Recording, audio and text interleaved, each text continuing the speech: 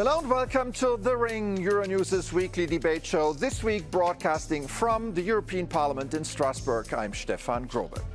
On The Ring, debaters go face-to-face on some of the biggest political issues facing Europe. Today, we want to talk about the global economic challenges that lie ahead and that impact all of us in Europe. Luis Albertos breaks it down for us. The EU likes to see itself as an economic superpower. A market of 450 million consumers and the largest trading bloc on the planet. Yet growth remains sluggish. Entire industries are under pressure and businesses complain about high energy costs, excessive regulation and a lack of investment. And global competition is getting tougher and tougher.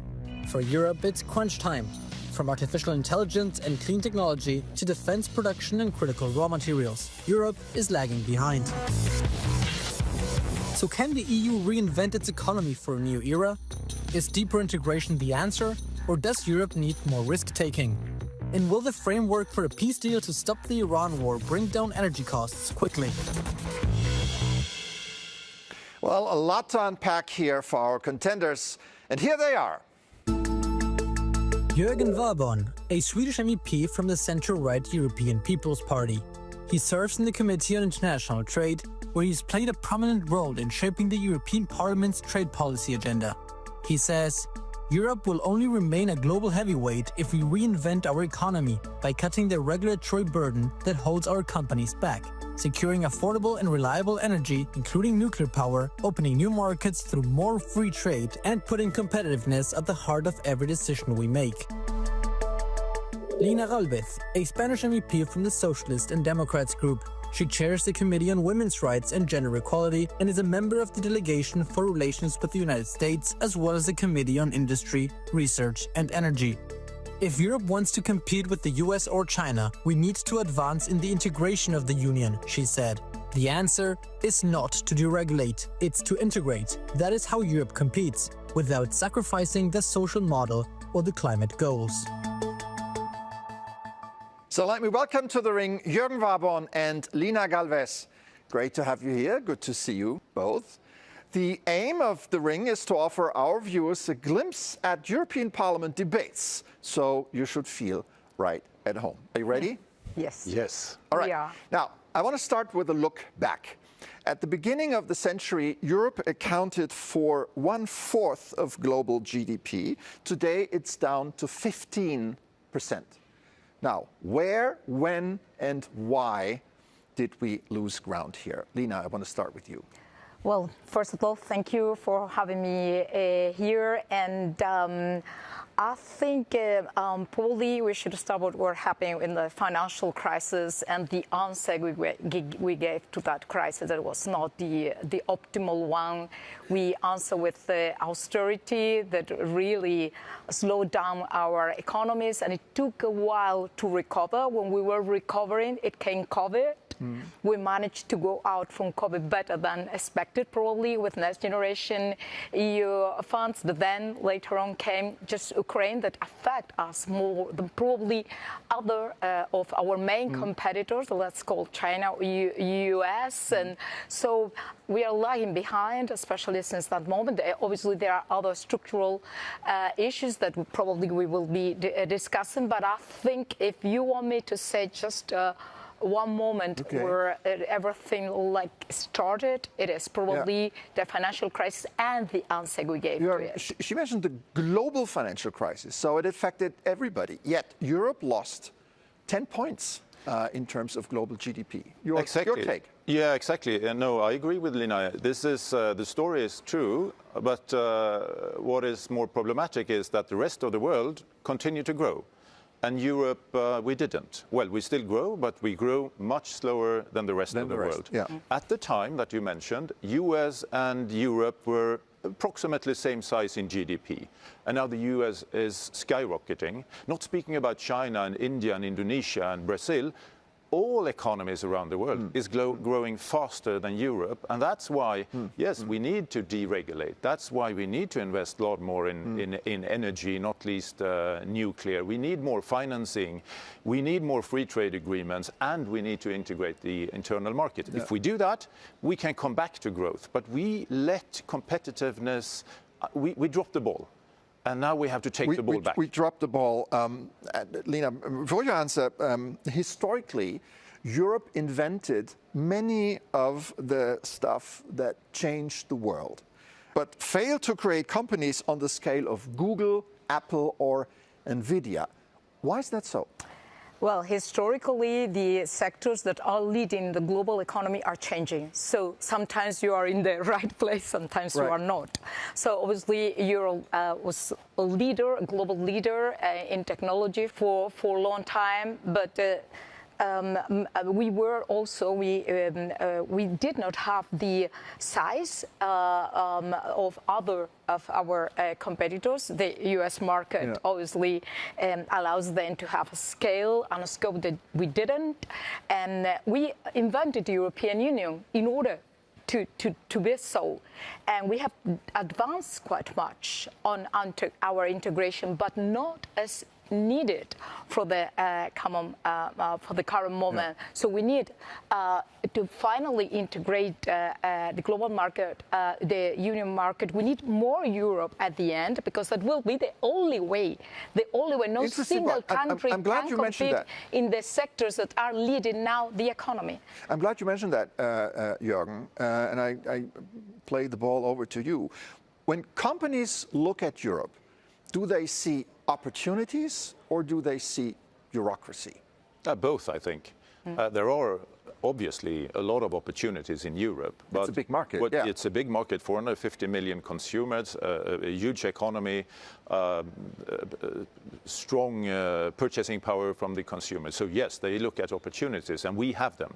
But we need to improve, and you mentioned bureaucracy. That is one of the part, of course. And I think what happens is a lot of the issues is the digital market. US took off, we didn't to the same extent.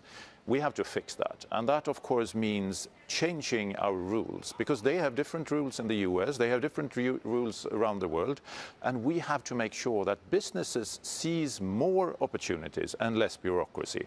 And that means not least changing and modernizing the GDPR to make data more accessible for companies. It means changing the AI Act, so more of these companies would allocate here, and then it also about financing, of course.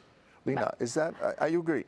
I agree partially, because I don't think regulation is the main problem. Obviously, we need to simplify our process and everything. That will be great for everyone. So that's for sure. But I think what we need is more digital sovereignty, because our data is flowing there, and our money is, our savings are flying there as well, because we don't have a united capital market, and that means our savings are investing there or are financing their innovations and their deployment, especially because we are good in research, we are good in innovation, but we are not good in deployment, in bringing it to market.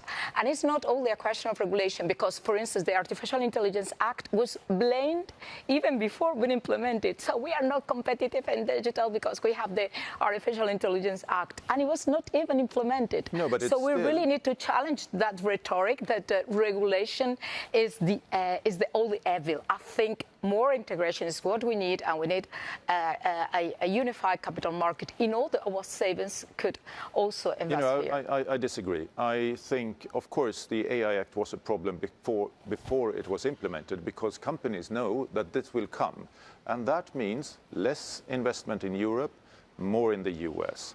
So we need deregulation, not least on the digital side. We need to change the GDPR so it gets easier to get access to data for companies, because this is the new oil. This is the raw material for businesses. And that's why US is taking off and Europe is not. And if we change it, I'm sure we can come back.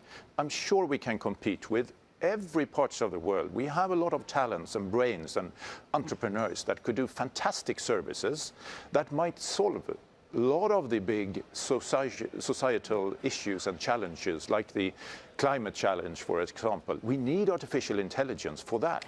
So let's start to build in Europe. Let's get back to it. And then you have to deregulate. You have to create more energy, more nuclear. You have to make sure that we have more investments here. And why don't you want to change the rules? Why don't you want to simplify? And if you say yes, what do you want to change? What do you want to change? The thing is that we differentiate on simplification and deregulation, because regulation is also protecting our business, our consumers, our economies. I think what we need is more digital sovereignty. We need also that this philosophy we are putting on the Industrial Accelerator Act will go also to the digital package as well. I know we can't be completely sovereign. We are both in international trade. I'm just substitute in this committee. You are the coordinator for EPP there. And obviously we are for an open Europe and an open market and everything. We are for establishing really a good relationship, this soft diplomacy on trade and research and innovation, as we are doing with Horizon Europe, with our like-minded partners. But we need really to work on our sovereignty, unless at the end of our data, because they are the first comers. So you can call it simplification. It's different. You can call it simplification. I don't mind. Or deregulation, or cutting red tape, or less bureaucracy. It doesn't matter. As long as we cut the costs for businesses, that's what counts. So what cut for businesses would you like to do to facilitate for entrepreneurs in the digital sectors? So a cut for business will have a better access to finance. So a unified the financial market, it will be to have better energy cost. I agree. So we really need to go for renewable energies. You say nuclear. This is not obviously my proposal, but really to increase the green deal. And we need to build more Europe. The budget we have is ridiculous for all the things we have to do together. I think we've touched upon the right issues here. I'm very glad about that, but I need to stop here as we're just getting warmed up. It's now time for gloves off. Now, we want viewers to get a real flavor of the European Parliament, where members ask each other questions. That means we want our debaters here today to challenge each other directly, just as you do in the hemicycle behind us.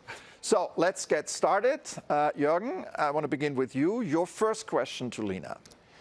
We just talked about the energy situation, and I'd like to understand this from your perspective, because Europe, we have much higher energy prices than our competitors, and it's really important for the energy-intensive industry, for the digital sector, AI not least. In Spain, your government is phasing out nuclear, fully functioning nuclear. How could we do that and still, do the change to more electrification, to more competitiveness, to less prices, lower prices for businesses, if we phase out the nuclear? Well, we are growing. We need to build more nuclear. Well, Spain is growing double than many other countries, and really above the European Union average. So something we are doing well, because if we take GDP, we are growing better and faster. And we have invested a lot in renewable energies, and within, and also we are also investing in hydrogen and in new sources that we think are clean and safe. Not only clean, because you could say, well, nuclear is clean, but safe? I don't think we can say it is clean. So we are very respectful about the energy mix of each country. So if you want nuclear, you have to pay for your nuclear, and it is each country responsible for the energy mix they want. What they need to do is to work on this unified market. Now with the gas, for instance, we need to cooperate and coordinate all the countries. We get your point. Well developed. Now your question to Jörgen. So your group constantly call for cutting red tape on rolling back the Green Deal as a route to competitiveness. Yet the Draghi-led reports and also the European Central Bank and the IMF point to fragmentation. So I was already saying that not regulation, the biggest brake on European growth. Why does the EPP keep pushing the regulation as a cure when the real bottleneck is a single market that we still haven't completed? I'm really happy for this question because it also shows the difference here. Yes, I'd like to continue to cut red tape. I'd like to cut the costs for businesses. And that is one, it's not the only one, but that is one of the most important things we need to do in Europe. And that's why we need to change. We took a lot of decision on the Green Deal last mandate. And honestly, we did some huge mistakes. I'm still very committed to the climate targets, and we have to build to neutrality by 2050. But there are different paths there, and that's why we need to continue to cut red tape. We need more investment in clean energy. Nuclear was mentioned. We need a better internal market, as you said, more investment for businesses and more free trade agreements. If we can do all those 5 things, I'm sure we can come back to competitiveness, and I'm sure there is a lot of business opportunities in the green sector, in the climate sector, in the clean energy sector. And that's what I think we can do if we sort out all those 5 things I mentioned. All right, well, we've heard the views from our guests. Now it's time to hear from a new voice. For our quote of the week, I would like to bring in Spanish Prime Minister Pedro Sánchez, who has emerged as Europe's sharpest critic of Donald Trump and his war in Iran and of the global economic consequences. This week, he said this: more than 7,400 people have been killed, most of them civilians. Hundreds of homes, schools, and hospitals have been destroyed. Prices have surged across the board, and the economic damage has run into the billions of euros, including in Europe. This is the toll the conflict in Iran has taken. Lina, your comments on this? Completely right, absolutely right. And at the end, this cost increase is business paying. This cost increase, well, we're all paying, right? And also public finance. No, we are not all paying, because if you look to the Oxford Intermon report that was just published, and you see the benefits, the windfall profits that the energy business are having, they are multiplying in a way that it is really amazing. And even that is going up prices even more in US than here. But you have Donald Trump saying, oh, I love inflation. It is now 4.2%. I don't know if he loves that much, but probably the people who do not love that much are EU citizens, but he is probably not speaking to them, but speaking to the powers that brought him to power. Right. So when I said, well, everybody's paying, I meant, consumers, citizens in but Europe, also public at the pump, for instance. And now we have an agreed framework of an agreement. We don't know all the details yet, but markets have already reacted. The oil prices eased after the announcement of that framework agreement. But some experts warn that it can take much longer than we all hope for oil prices to come down. What is your take here? Do we have to be prepared for higher energy prices, at least for the rest of the year? Yes, unfortunately, I think we have to do that. I think there will be volatility in the market, and we don't know how secure this deal is and what will happen. You know, when it comes to Trump is not my favorite US president of all times, I have to admit. But I think sometimes in European politics, like the driving force has been like, you have to be against Trump.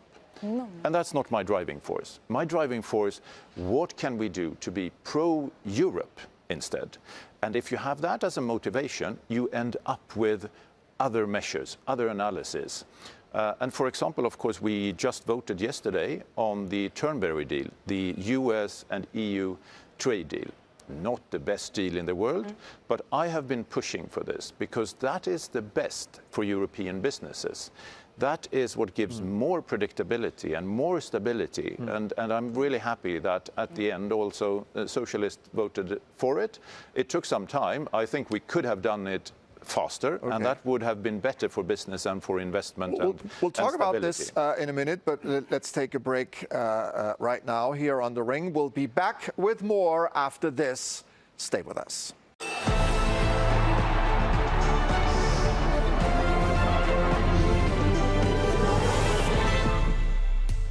Welcome back to The Ring, Euronews' weekly debate show. I'm Stefan Grob, and I'm joined by Lina Gálvez from the SD from Spain and Jörgen Walborn from the European People's Party from Sweden.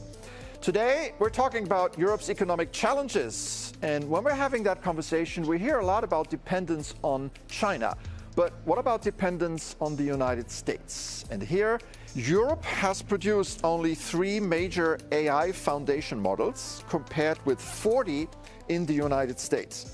US companies account for roughly 70% of Europe's cloud infrastructure market. And the US also supplied roughly 45% of EU LNG imports in 2024, making it Europe's largest liquefied natural gas supplier. Lina, what would you like to underline here? Well, I would like to underline that indeed we have a lot of dependency with the US, so why we needed a trade agreement. We needed the best trade agreement possible, not ideal. That is the reality we have, because we have too many dependencies. So we are not enough strong. So while I go back to this previous idea, it's not that we have to do things against Trump or against China, not only against Trump. We need to reinforce what we have. And for that, I think, to go for clean energy, for me, not nuclear, but and for digital sovereignty, this is very important. Advance also in defense and on innovation and preserving, obviously, our social model. And for that, we need a soft diplomacy. But I think digital sovereignty, it is essential. And for that, we need more Europe and more budget. Because with the common budget, it will be absolutely impossible. With Trump, you know, the German chancellor gave him a Germany jersey at the G7. Maybe that works. But it is quite a serious situation. Trump is pursuing his anti-European rhetoric, at least. So what should we do then? We should do 3 things, mainly. And that is beefing up our defense industry ourselves, and more money has to go to the defense sector in the European countries, of course. We need more free trade agreements so that we facilitate for our European businesses to do trade elsewhere, both to source, both to buy products from these countries, but of course also to find new markets. That's the diversification strategy. But then maybe the most important part, of course, is to develop European businesses here. And that, if politicians can take a step back and make sure that the market functions, and that means less regulation in Europe, that means more investment possibilities to change how we can create a better capital market here. The internal market, I would say, is our strong weapon here. And energy, I mentioned energy, and we disagree on nuclear. I'm absolutely certain in order to create some independence of other nations. We were very dependent on Russian gas. There are 2 problems with Russian gas. We are now dependent on, it's Russian and it's US gas. Exactly. So let's build more nuclear, let's build more renewable, more, and then Lina, we I'm can sure you have cut the cost of energy. To say here in your reaction? Well, I think that but we agree, but we disagree, because for all that, we need more Europe. We need to advance an energy market, on capital markets, and on digital sovereignty, preserving our social rights, our democracy, of course. But for that, we need to do some more things, or at least coordinate some more things together. And for that, the common budget is essential. So I agree. Yes, we absolutely Short need. reaction? We need a long-term budget, of course. But honestly, the financial resources will come from the private market. When I meet SMEs, small and medium-sized enterprises, no one asked for more money. They asked for less regulation, lower energy prices, better functioning of the internal market. That's where the focus should be. And when we use the European money, taxpayers' money, they could be used to, they are the catalyst for starting something. They are not the engine. Okay, taxpayers' money is not the engine. But for that, we need a lot of money in the current well taken. moment. Thank you very much. Now it's time to move on to our fifth and final round. As always, we're doing something different now. I'm going to ask you a set of questions, and you can only answer with yes or no. All right? Lina, I start with you. Would Europe's economy be stronger today if Brussels had less power? No. No. Interesting. Should the EU suspend or scrap parts of its regulatory agenda to boost competitiveness? Yes, less bureaucracy. Less bureaucracy? Simplification, but not deregulation. Yeah. Okay. No, probably. Should Europe prioritize saving industrial jobs over climate targets? Yes. In short term, yes. I don't think there's a dilemma there. Yeah. So I think we can make both go at the same time. I agree. Okay. Should Canada become a member of the European Union? Please. It's up to Canada. Up to Canada? I don't see it in the near term, but it's up to Canada, of course. Okay, one more. Should Europe strongly regulate artificial intelligence? No, quite the opposite. Less regulation, more market, more solutions for businesses. Yes, but good regulation and with other things, because if we only fix our attention on AI regulation, that will not work. We need also more Europe and so on. Okay, and finally, was there anything over the past half hour that your opponent said that you agree with? Many things. I mean, on this soft power and trade and diplomacy and many things. We disagree in a couple of things, but the rest, I think we agree. Okay. Are important things that we disagree, but... You can fire off now. No. I agree, and I would like to single out one issue where I think we can make a lot of change, and that's the internal market. Yeah. Let's make it truly work for European consumers, for workers, and for businesses. But we need a better budget. So you really need to convince your country and your group. It's not the budget. It's not the budget thing. It's reducing the barriers. For services, for digital I believe in this services. entrepreneurial state idea, and now it is more needed because the US is doing, even if they think they are not doing, the Industrial Reduction Act. It went in this direction. And don't talk about China, of course, or India. You guys can continue over coffee after the show. All right, and that final answer brings us to the end of this edition of The Ring. Thanks again to Lina Gálvez and Jörgen Walborn for a lively conversation here from the European Parliament.